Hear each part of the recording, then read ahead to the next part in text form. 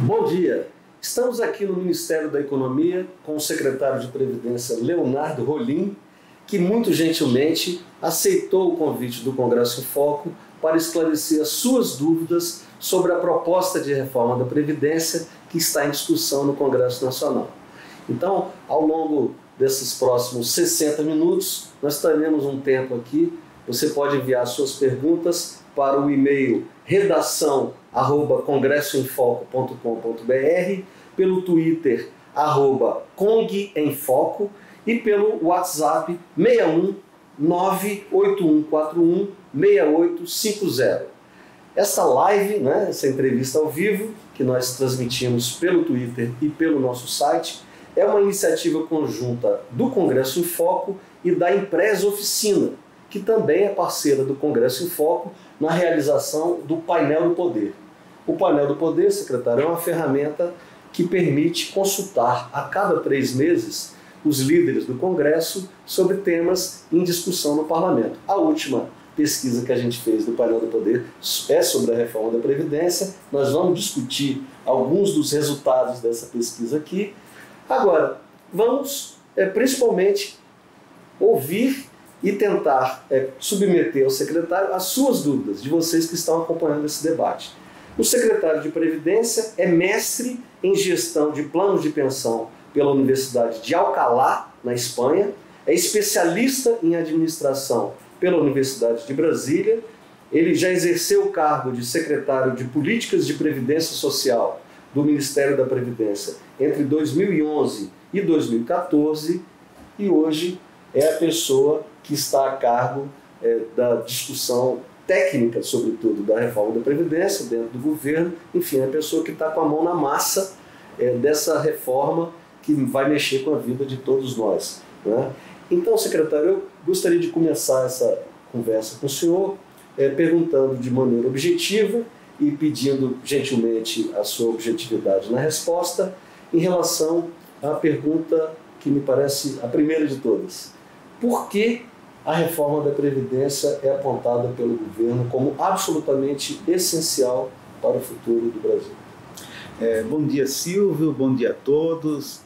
Bom, a nova Previdência ela é fundamental por diversos temas. Então eu vou tentar falar rapidamente um desafio que a gente tem pela frente. Em primeiro lugar, o Brasil está passando por um rápido processo de envelhecimento. Então, isso aí acho que qualquer um pode perceber na sua família. Em 1970, as mulheres tinham em média 6 filhos.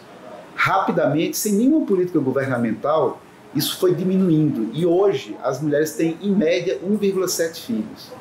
Isso não é suficiente sequer para manter a população brasileira. Dentro de alguns anos, a população vai começar a cair. Qual o efeito disso? Vai começando a ter menos pessoas no mercado de trabalho para contribuir para a Previdência. O nosso sistema previdenciário ele é de repartição simples. O que quer dizer essa palavra, repartição simples? É um sistema também chamado de pacto geracional. Quem está trabalhando hoje contribui para pagar aqueles que trabalharam no passado e hoje estão aposentados. E confia que as gerações futuras farão esse mesmo esforço para com eles. Ou seja, que a geração futura vai pagar a aposentadoria da geração atual. Então, isso funciona bem quando a gente tem um número muito maior de pessoas em idade ativa, ou seja, contribuindo, do que pessoas aposentadas, idosos, que já vão estar recebendo benefícios. Só que com a redução da taxa de fecundidade das mulheres, no futuro vai começar a entrar menos pessoas no mercado de trabalho. Por outro lado, uma coisa muito boa é que a gente está vivendo mais. Se a gente comparar 1980 com hoje, as pessoas que chegam na idade de aposentadoria estão vivendo em média 6 anos a mais. Ou seja, são 6 anos a mais recebendo benefício. E isso vai aumentar ainda mais. A previsão do IBGE para 2060 é que essas pessoas vão viver 3 anos a mais do que o que já vivem hoje. Ou seja, nesse período de 2080 a 2060, vai aumentar 9 anos a expectativa de vida. Secretário, se o senhor me permite, me parece que há uma compreensão crescente, não é? A gente teve, por exemplo, ontem saiu um Datafolha em que foi muito destacada a informação de que 51% dos brasileiros são contra a proposta de reforma da Previdência do governo. Foi menos destacada a informação de que, 2 anos atrás, 71% dos brasileiros eram contra a proposta de reforma da Previdência apresentada pelo então presidente Michel Temer, que a rigor era até talvez uma reforma menos dura do que essa agora defendida pelo governo. Nós fazemos o painel do poder, que eu citei há pouco, que é uma ferramenta de consulta dos líderes do Congresso, enfim, as pessoas que mandam no Congresso. Nós somos um site de cobertura do Congresso. A gente procura tentar compreender as percepções desses líderes para projetar as tendências, sobretudo em relação à votação de matérias no Congresso Nacional. E o que eles demonstram dessa vez, diferentemente do que acontecia 2 anos atrás, é uma maior disposição para aprovar propostas como a revisão da idade mínima de aposentadoria, até mesmo o aumento de alíquotas de contribuição previdenciária, mas há uma clara rejeição, e uma rejeição bastante nítida, assim, no sentido de que mesmo parlamentares do governo não aceitam essas propostas, contra as medidas propostas pelo governo para trabalhadores rurais, para os chamados benefícios de prestação continuada, né, o BPC, né, que é hoje pago a bilhões de brasileiros em condições de desigualdade social, com problemas de deficiência física, etc. E também rejeitam a chamada desconstitucionalização da Previdência. Então, eu gostaria que o senhor comentasse as duas coisas. De um lado, aparentemente, há uma evolução na sociedade e no Congresso quanto à necessidade de fazer algo em relação à reforma da Previdência. Por outro lado, há um questionamento sobre a solução que o governo está oferecendo para enfrentar um problema. Então, por gentileza, se eu puder comentar. Então, as pessoas estão começando a entender melhor esse desafio demográfico, né? Ou seja, o que a gente chama de inversão da pirâmide, de termos cada vez mais idosos. Como eu falei, basta olhar para a família de cada pessoa. Então, daqui a 30 anos, nós teremos praticamente o triplo dos idosos que temos hoje. E a quantidade de pessoas contribuindo vai ser a mesma que a gente tem hoje. Depois disso, vai ficar ainda pior a situação. Então, é indispensável que a gente faça uma mudança no nosso sistema previdenciário. Hoje a gente já tem um déficit grande na Previdência. E se não fizermos nada, esse déficit vai ser insustentável. Então, precisamos mudar a Previdência hoje para garantir uma Previdência sustentável no futuro. Eu posso depois, com mais calma, explicar a importância de mexer no BPC, na Previdência Rural. O que nós buscamos com um desafio tão grande é que todos participem. Essa é uma premissa da nova Previdência. Todos vão participar. Porém, quem ganha mais, paga mais. Quem ganha menos, paga menos. Ou seja, o rural, o BPC, eles vão participar com muito, mas muito menos do que a maioria da população, porque são grupos mais vulneráveis. Então, nesse sentido, a gente demonstra que no regime geral como um todo, o impacto por pessoa é R$ 9.600 em 10 anos. Enquanto nos servidores públicos, civis, 141 mil, ou seja, aproximadamente 14 vezes. Nos militares, 181 mil, ou seja, aproximadamente 18 vezes. Então, nós procuramos justamente buscar um esforço maior daquele que pode dar mais. Já tem uma pergunta de usuário sobre essa questão, inclusive. A gente colocou ontem à noite que teria a live, né? A gente confirmou de última hora, o secretário está até abrindo mão de outros compromissos. A gente agradece também a assessoria dele aqui presente, a equipe da Empresa Oficina aqui que está viabilizando essa live. Muito obrigado a vocês. E o fato é que a gente colocou ontem e já começaram a chegar várias perguntas desde ontem à noite. Uma delas do Paulo Sérgio. Pelo Twitter ele pergunta: se o regime da nova Previdência é tão bom, por que os militares não foram incluídos nele? Estão sendo tratados à parte. Os militares estão incluídos na nova Previdência. A nova Previdência, ela é formada por várias proposições. Nós atacamos todos os principais problemas da Previdência. Nós temos 4 projetos legislativos. Nós temos a PEC 6, que ela trata das mudanças constitucionais e estabelece novas regras temporárias. Nós temos a medida provisória 871, que trata das fraudes. Temos o projeto de lei dos militares, portanto está dentro da nova Previdência, e temos também o projeto de lei da dívida ativa, de melhoria da cobrança da dívida previdenciária.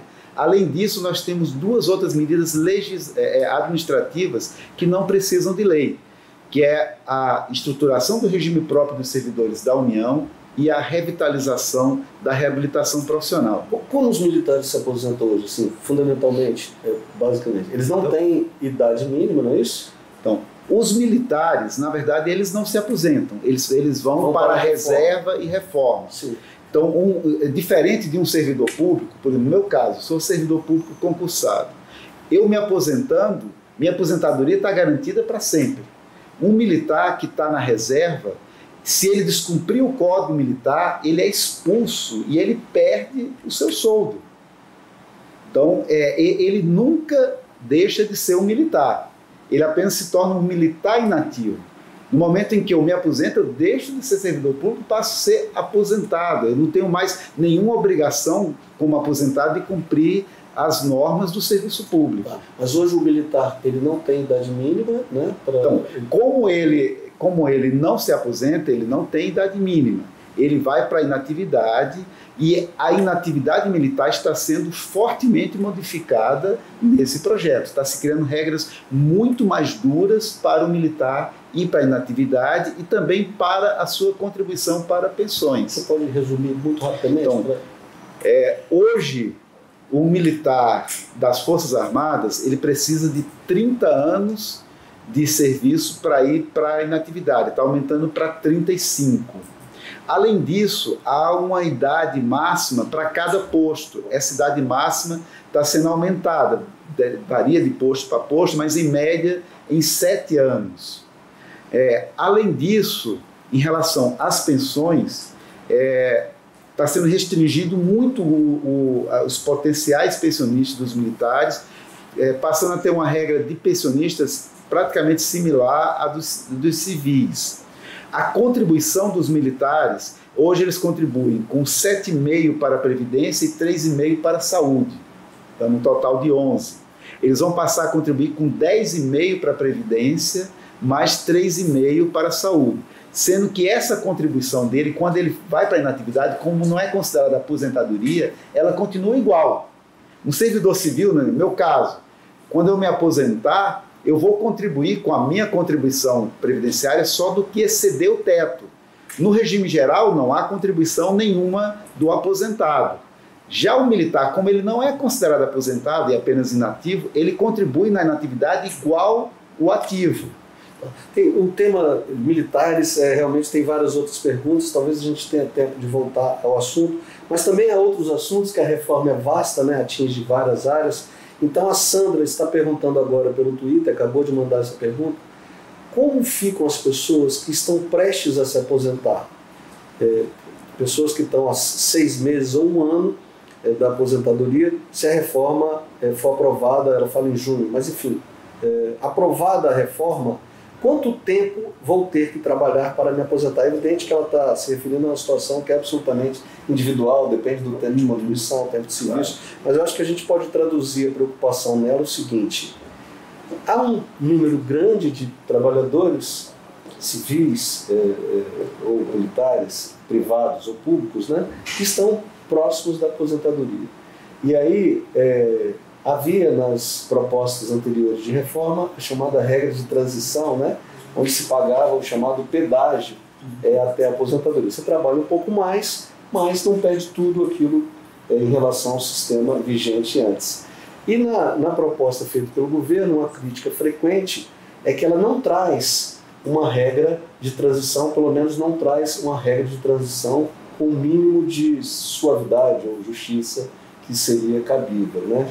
Então, gostaria que o senhor explicasse a questão da Sandra e também essa questão mais geral envolvendo a regra de transição. Ok. Não, olha, acho que as pessoas não estão bem informadas. Nós temos 3 regras de transição no regime geral. Uma delas é justamente para a situação da Sandra, para aquela pessoa que está bem próxima de se aposentar.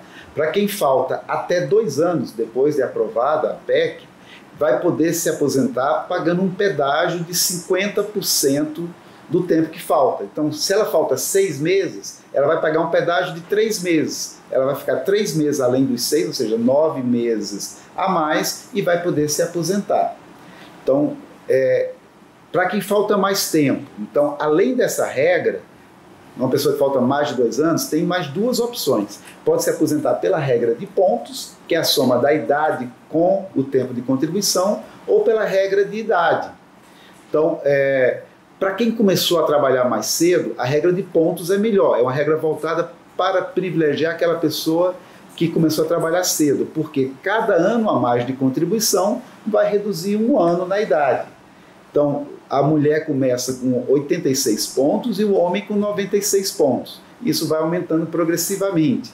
Até no final da regra de transição está 105 pontos para o homem e 100 pontos para a mulher. Todo trabalhador que já está no mercado de trabalho, mesmo aquela pessoa que tem 16 anos, entrou no mercado de trabalho antes da aprovação da PEC, vai poder utilizar a regra de transição e se aposentar antes da idade mínima. Aquela idade mínima de 65 anos para o homem, 62 para a mulher, ela é obrigatória só para quem ainda não entrou no mercado de trabalho.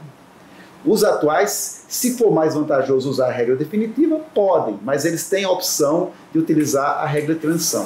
A terceira regra de transição é a regra por idade mínima, que começa com 56 anos para a mulher, 61 anos para o homem e vai aumentando progressivamente até os 62, 65. Essa regra é uma regra por prazo determinado, né? É uma regra que vai valer até 2031, quando chega na regra definitiva e aí ela deixa de existir.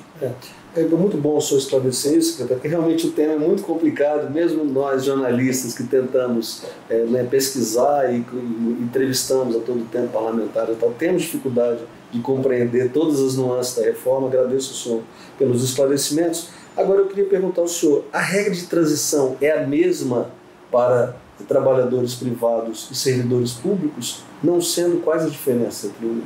Não é a mesma. A regra definitiva é a mesma, que um dos princípios da nova Previdência é previdência igual para todos. O político, o juiz, o promotor vai ter a mesma regra de aposentadoria da empregada doméstica, do pedreiro, da diarista, ou seja, todos os brasileiros vão ser iguais perante a Previdência, que hoje não é. A gente costuma dizer que hoje a patroa se aposenta em média 10 anos antes da empregada doméstica. O empreiteiro ou o engenheiro se aposenta 10 anos antes do pedreiro. E o mesmo acontece com o servidor público, que se aposenta muito antes do trabalhador da iniciativa privada. Então, nós vamos igualar na regra definitiva. Porém, tem uma regra de transição. Você não pode dizer para aquela pessoa que já está há muitos anos com aquela expectativa que simplesmente acabou a expectativa dela. Então, você vai criar uma regra de transição. A regra de transição para o servidor é diferente. O servidor vai continuar tendo, nessa regra de transição, alguns benefícios melhores do que o do regime geral, porém também ele vai ter uma regra de transição mais dura, o que é justo. Como ele vai ter um benefício maior durante a transição, vai se exigir também uma transição mais dura para ele. Certo. Nós temos uma outra pergunta aqui da Maria Madalena Rodrigues de Brasília. Ela pergunta: como ficam as aposentadorias dos parlamentares e dos ministros dos tribunais superiores? Então, daqui para frente, ou seja, na regra definitiva, a aposentadoria deles vai ser igual à de todos os trabalhadores. Vão estar com o mesmo teto do INSS, de pouco mais de R$ 5.800, vão ter a mesma regra de idade, tudo igual. Agora, mais uma vez, tem uma transição. A transição dos juízes, por exemplo, é a mesma dos demais servidores públicos. A dos parlamentares, dos deputados federais e senadores, ela é diferente. Ela é mais dura do que a nossa de servidor público. Porque na regra de transição dos atuais deputados, eles já vão de cara para 65 anos, não vai poder aposentar com menos de 65 anos, eles vão ter que ter no mínimo 35 anos de contribuição, além de pagar um pedágio de 30% do tempo que falta. Então, se o deputado falta 10 anos para completar os 35 de contribuição, ele vai ter que pagar mais 3 anos, vai ter que ter 38 de contribuição, além dos 65 de idade. Certo. Uma outra pergunta aqui é do Félix Macedo.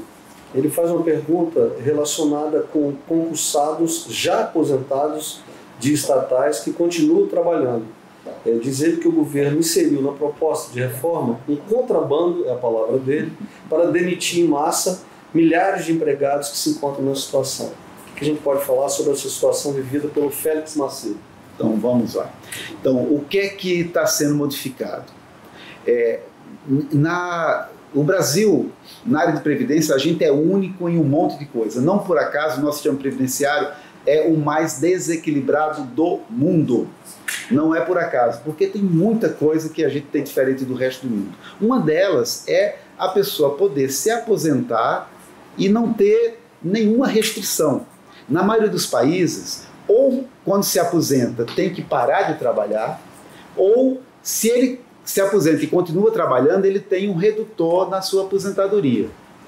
Aqui no Brasil não tem nada disso, e aliás a gente não está criando nenhum redutor, nem nenhuma limitação para o aposentado trabalhar.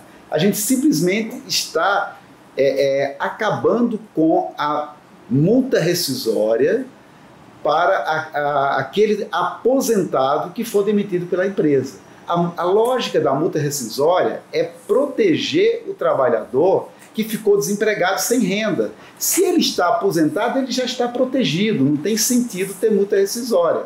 Então, o que acontece hoje é que, por ter essa multa rescisória, você tem um incentivo nas estatais a aposentadorias precoces.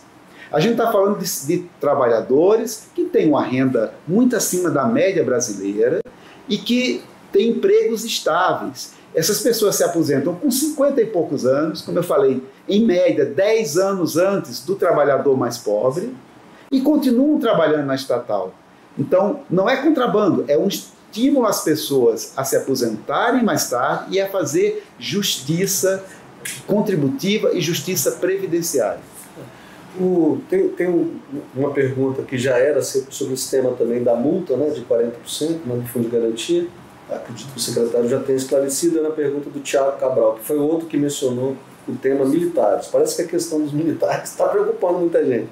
O Jaldemir Ferreira, ele entrou no Facebook do Congresso Foco, também fez uma pergunta sobre o tema militares, e ele disse: as filhas de militares não se casam para não perder o direito à pensão. O que vai mudar com a reforma em relação a isso? Olha, mais uma informação que não é verdadeira. Na verdade, a filha do militar, ela pode casar, que ela não perde o benefício. É um benefício que era concedido até 2000. O militar que ingressou a partir de 2001 não tem mais esse benefício. Então, é um legado de um período anterior, né, que você não pode ir contra o direito adquirido. É um direito adquirido. E ela pode casar, pode divorciar, casar de novo, que ela não perde o benefício. O que é que a gente está fazendo na nova Previdência? É um direito adquirido, ok. Só que ela vai pagar o que ela não pagava hoje. Ela não paga um centavo para a Previdência hoje. Ela vai pagar, na verdade, 13,5%. O 10,5% que o militar paga, ela também vai pagar, e além disso ela vai pagar um adicional de 3% além do 10,5%. Então, a gente não podemos mexer com o direito adquirido, mas estamos exigindo que ela pague, aliás, uma parcela do ganho que vai se ter com a previdência dos militares em relação a essas filhas maiores. Certo. Secretário, há muitas perguntas relacionadas com a comunicação da reforma. Muita gente questionando o governo sobre o que consideram ser uma falha do governo na comunicação da reforma.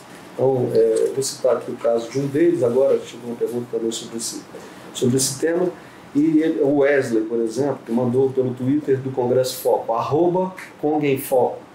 Você também pode mandar para o e-mail redação@congressofoco.com.br, e pelo nosso WhatsApp 61 98141 6850. O Wesley falou: por que o governo não colocou em seus próprios canais de comunicação o projeto da reforma da Previdência de uma maneira simples e fácil para que todos os brasileiros possam ter acesso e real ciência do que se encontra na proposta? Está muito difícil entender.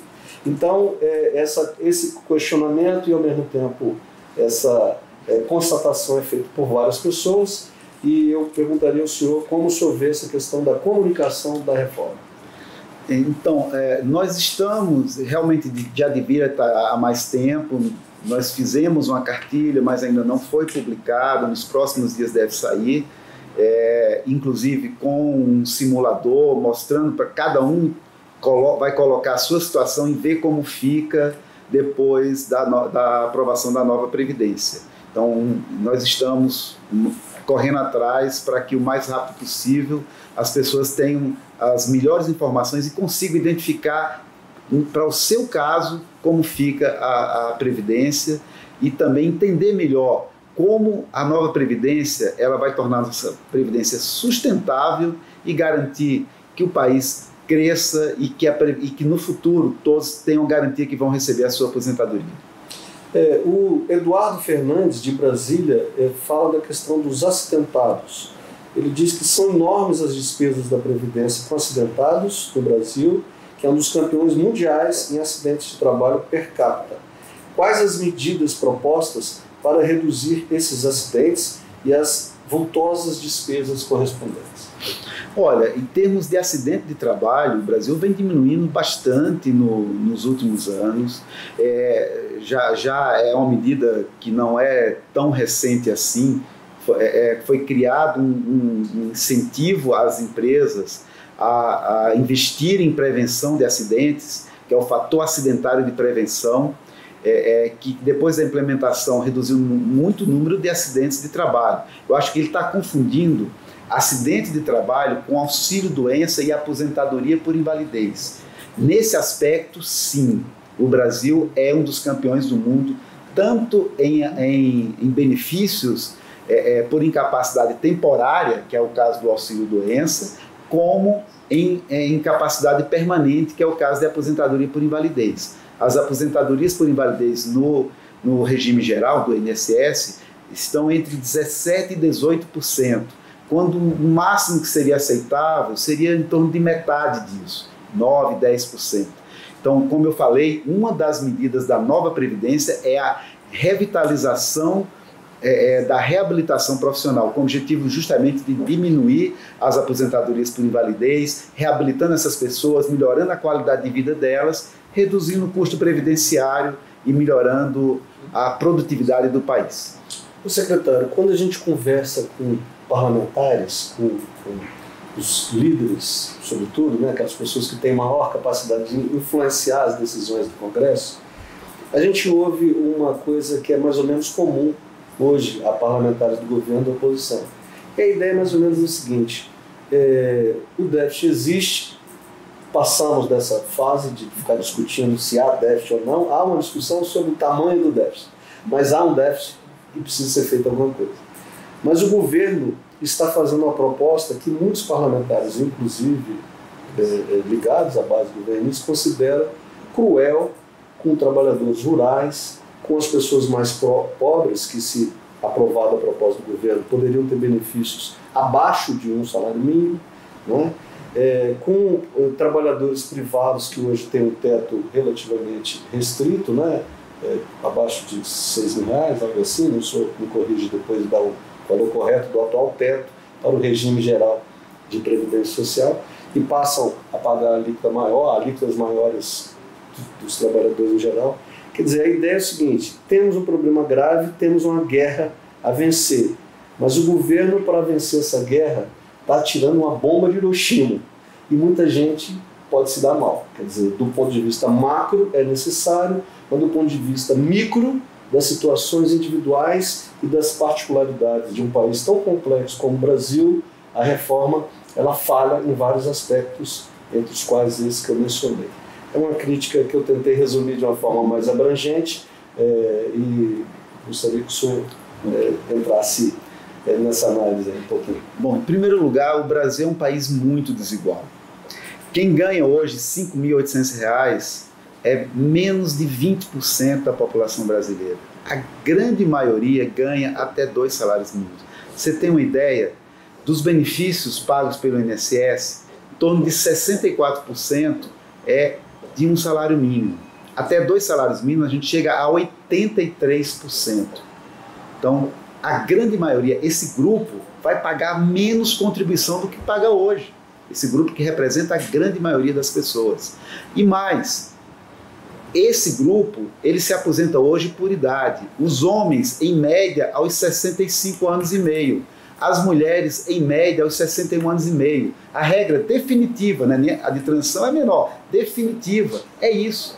Ou seja, para o trabalhador mais pobre, não muda praticamente nada. Outro ponto que foi falado em relação ao salário mínimo, está garantido na Constituição que ninguém vai ganhar menos que o salário mínimo na Previdência, inclusive no regime de capitalização. Não, no BPC, aí você tem um benefício abaixo do salário mínimo. Não, no BPC, o que tem é uma antecipação. O BPC também está garantido o salário mínimo. Agora, tem uma antecipação. O BPC hoje é os 65. Você está antecipando para os 60 e essa antecipação ela é descontada no período de 65 a 69. Aos 70, ele recebe o salário mínimo, ou seja, está garantido o salário mínimo tanto na Previdência quanto no BPC. Ninguém vai ganhar menos do que o salário mínimo. E, mais uma vez, a contribuição da grande maioria dos brasileiros, de mais de 80% dos brasileiros, vai ser menor do que o que é hoje e eles vão continuar se aposentando na mesma idade que se aposentam hoje.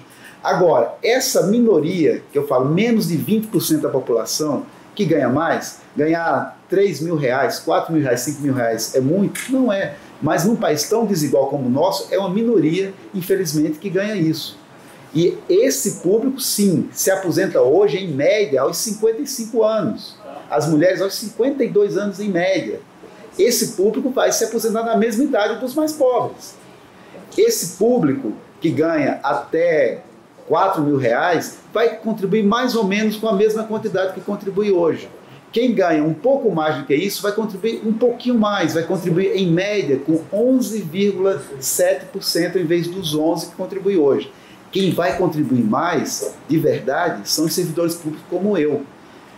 Esses que ganham muito, bem mais do teto, que é uma pequena minoria da população, esses vão contribuir bastante. No meu caso, eu vou contribuir com 16,8% do meu salário. É justo, eu ganho muito. Eu acho que meu salário é justo para o que eu faço.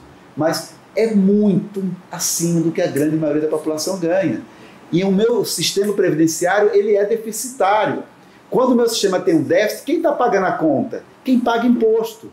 Todo mundo. E como o nosso sistema tributário é regressivo, quem mais paga imposto proporcionalmente é o mais pobre. Então, o mais pobre vai pagar o déficit da minha previdência? Isso não é justo. O princípio da nova previdência é ser justo. Quem ganha mais, paga mais. Eu vou pagar mais. O cara que ganha o salário mínimo vai pagar menos. O Emerson José, de São José dos Campos, São Paulo, ele fala e pergunta: já existe uma reforma da Previdência em andamento, com o atual fator 86,96. Ele questiona essa ênfase que se dá à reforma, né?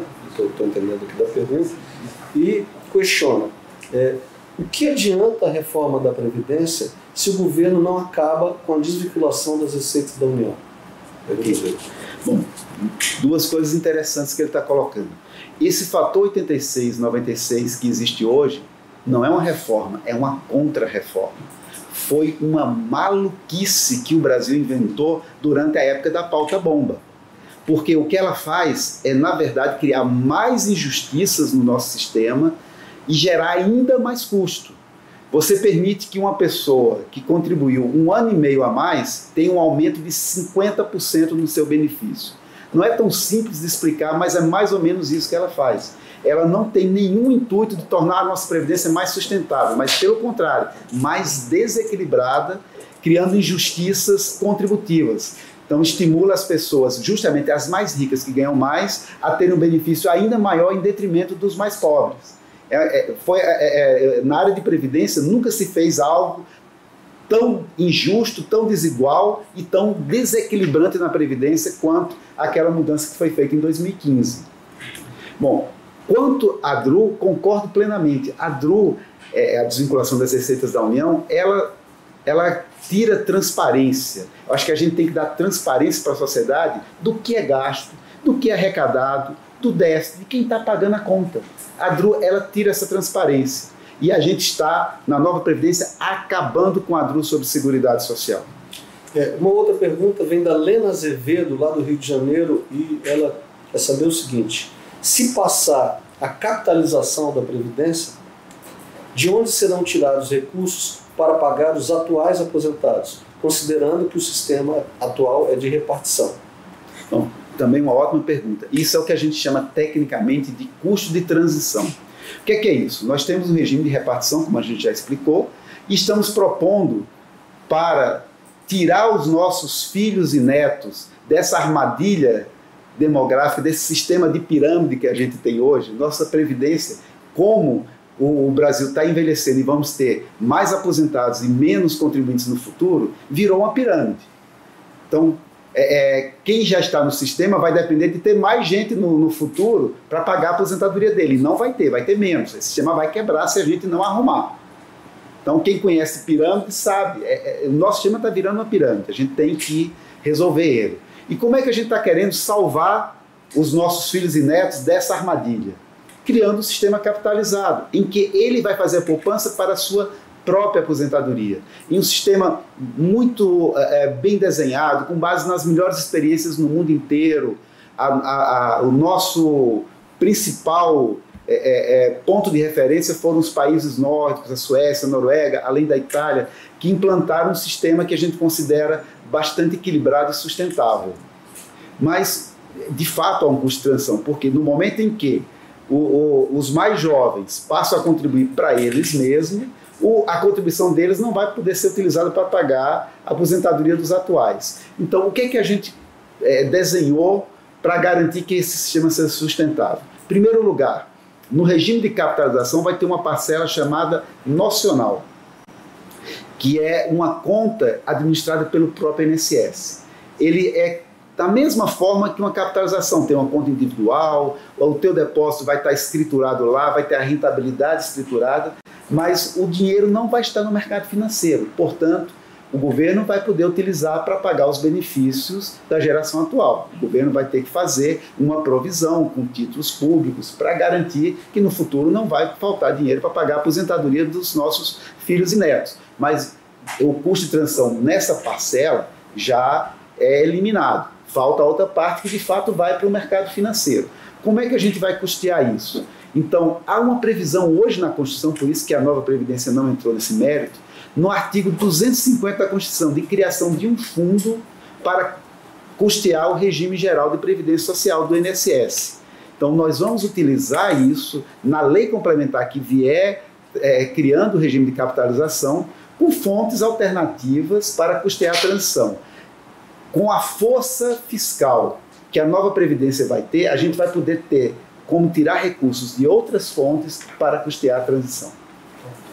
Tem várias perguntas, eu vou tentar agrupá-las, de Ernesto Freire, por exemplo, o Heitor Diniz, de Belo Horizonte, o Marcelo, de Cuiabá. O fato é que eles questionam a natureza primeira da reforma. Para que essa reforma? Essa reforma para resolver um problema do governo ou do país, ou para criar um novo mercado para o sistema financeiro, para os bancos, né? De colocações diferentes, com argumentos diferentes, mas mais ou menos essa colocação. Essa é uma reforma boa para os bancos e por isso ela tem uma aprovação tão forte do mercado financeiro e ruim para a população, secretário? Olha, em primeiro lugar, quem conhece a situação fiscal do Brasil tem que estar nas ruas defendendo a nova Previdência. Porque aquele trabalhador que está desempregado, aquele trabalhador que está com dificuldade de ter uma renda melhor, por que o Brasil enfrentou essa crise tão grande? Por conta do desequilíbrio das contas públicas. O governo gasta mais do que arrecada. E isso custa muito caro. Então, é como, imagina numa família que tem um salário, vamos dizer, a renda da família seja de R$3.000, e essa família está gastando 3.500. Então, aí ela entrou no cheque especial. No mês seguinte, ela precisaria gastar 2.500 para pagar o cheque especial. Mas no mês seguinte, em vez de gastar 3.500, ela gasta 3.600. Ou seja, ela entra ainda mais 600, fica com 1.100 no cheque especial. É mais ou menos assim que a União estava. Nos últimos anos a gente vem reduzindo, mas ainda estamos gastando mais do que arrecada. Nessa conta que eu fiz é como se a gente estivesse gastando hoje, não 3.500, mas 3.300. Ainda estamos gastando mais do que o que a gente arrecada. Por quê? Em função do envelhecimento da população, a Previdência cada ano vai gastando mais, vai gastando mais. A gente precisa arrumar a Previdência para arrumar nossas contas. A Previdência hoje representa algo em torno de 60% da despesa da União. Se não for feito nada, em 10 anos vai representar 80% da despesa da União, da despesa primária. Então, precisamos equilibrar as contas para a gente poder investir, para poder gerar emprego.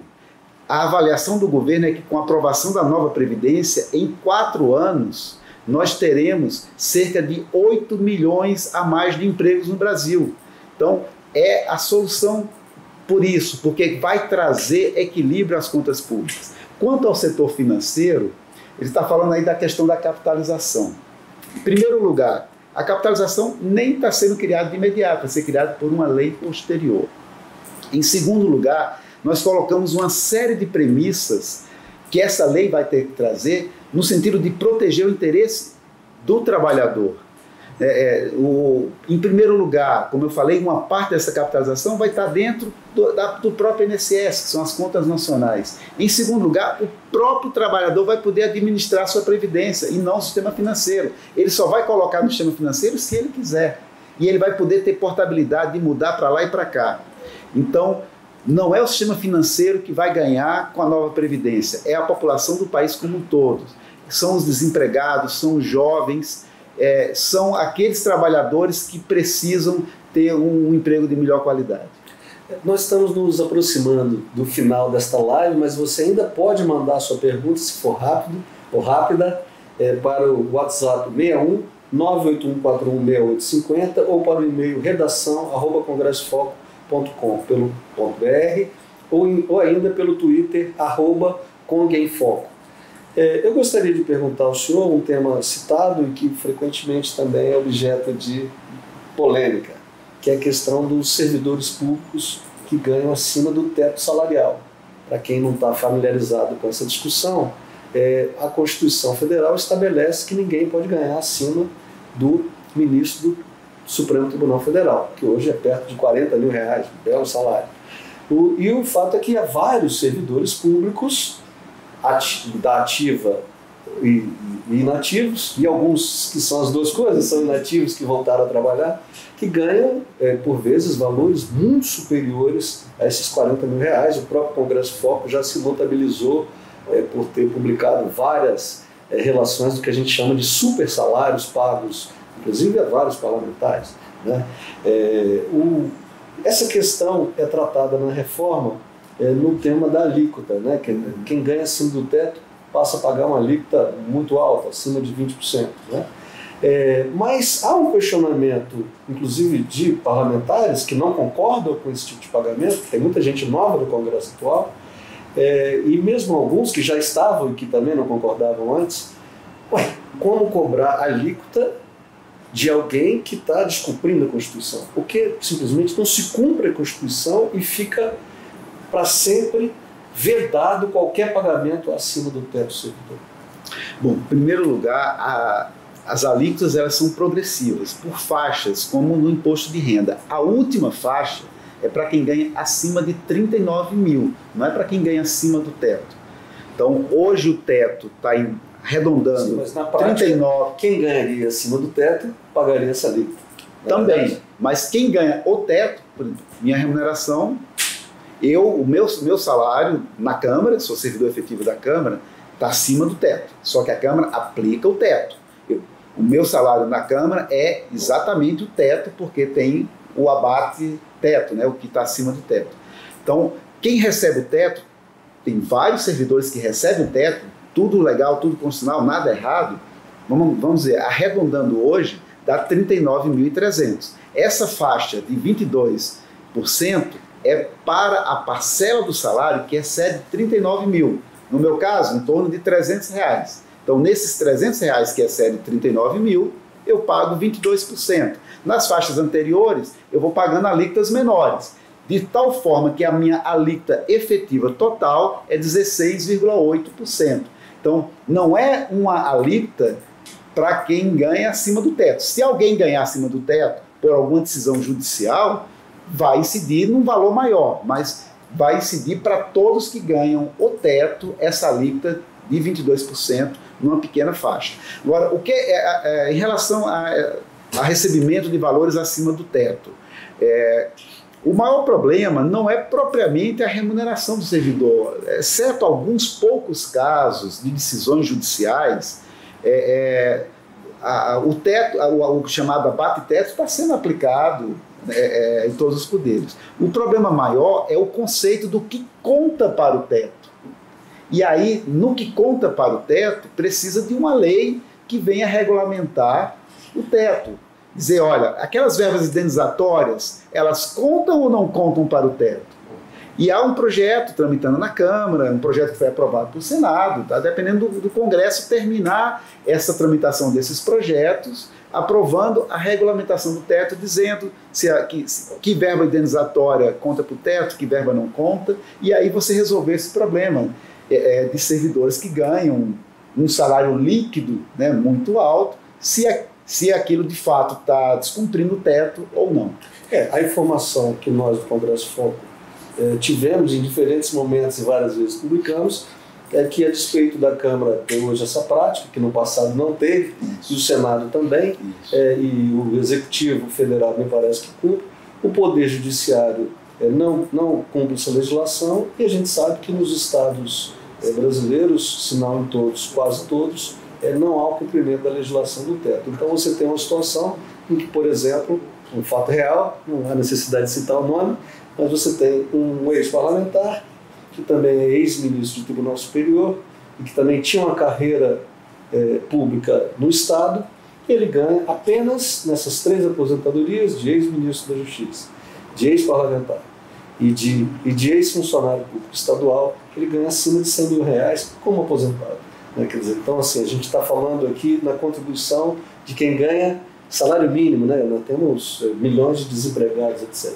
E, por outro lado, há pessoas aposentadas, e esse entrou no judiciário, onde ele ganha certamente esse teto de 39 mil, trabalhou alguns poucos anos no finzinho da carreira, né? Foi o prêmio do político. Né? Então, num país com tantas dificuldades, como pagar mais de R$100 mil de aposentadoria a esses privilegiados, né, secretário? Eu acho que essa é a questão que preocupa, porque simplesmente não se acaba com isso. Então, essa questão de poder receber mais de uma aposentadoria, isso é constitucional. Agora, se a aplicação do teto seria na soma de todas as aposentadorias, é justamente essa lei que tem que definir. O que nós estamos fazendo na nova Previdência, aí não especificamente em 2 aposentadorias, mas entre uma aposentadoria e uma pensão, ou uma aposentadoria e 2 pensões, é aplicar aí sim um redutor nos benefícios menores. Então, eu costumo citar situações em que você pode ter até 6 benefícios. Vamos imaginar, um médico, uma médica que era casada com um médico. Tanto ela quanto ele poderiam ter 2 aposentadorias como servidor público, está lá na Constituição, e mais uma no regime geral, porque geralmente o médico também trabalha, né, na iniciativa privada.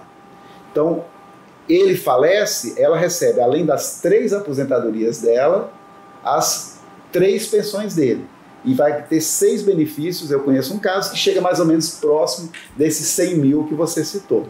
Nesse caso, sim, a nova Previdência está atacando, porque na acumulação de aposentadoria e pensão, você vai aplicar um redutor nos benefícios menores. Agora, em relação à acumulação de mais de uma aposentadoria de servidor público, aí não é tema previdenciário, mas sim tema de aplicação do teto. Não precisa de Constituição, basta o Congresso aprovar uma lei. Secretário, mais uma vez agradeço pela clareza com que o senhor se portou aqui e pela simpatia, disposição de esclarecer realmente todas as dúvidas. A gente não combinou nada, se conheceu um pouco antes da entrevista e tudo que foi perguntado eu tentei aqui fazer. Eu queria agradecer a você que acompanhou essa live, queria agradecer muito a equipe da Empresa Oficina que nos ajudou a viabilizar, a Marina, a Andréia, a Raquel, ao Zulato, a Sônia Filgueiras, pessoal que nos ajudou a viabilizar aqui, que é nosso parceiro no painel do poder. Se você tiver mais interesse em ter informações sobre essa pesquisa, você entrando no Congresso Foco, procurando por painel do poder, você vai ter muito mais informação sobre o que os líderes pensam a respeito do assunto. Queria agradecer ao meu colega Edson Sardinha, que eu acho que não está aparecendo para vocês, mas foi a pessoa que agitou aí as redes do Congresso Foco e fez essa cobertura, ao Demétrio, da assessoria, a equipe aqui, Cardel, que está fazendo essa transmissão. E, secretário, deixo para o senhor concluir essa nossa conversa com as suas considerações finais.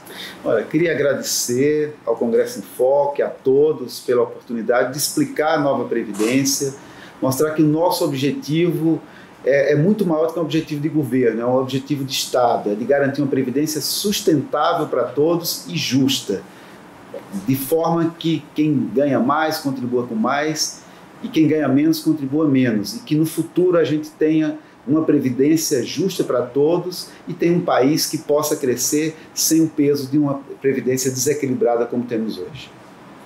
Bom, muito obrigado a vocês e até a próxima. Muitíssimo obrigado também ao UOL, que nos chamou durante todo esse tempo. A gente esteve na homepage, na disputadíssima homepage do UOL, que é um parceiro do Congresso Foco, que se destaca pela super qualidade do seu conteúdo. Obrigadão a vocês do UOL também. Valeu, gente!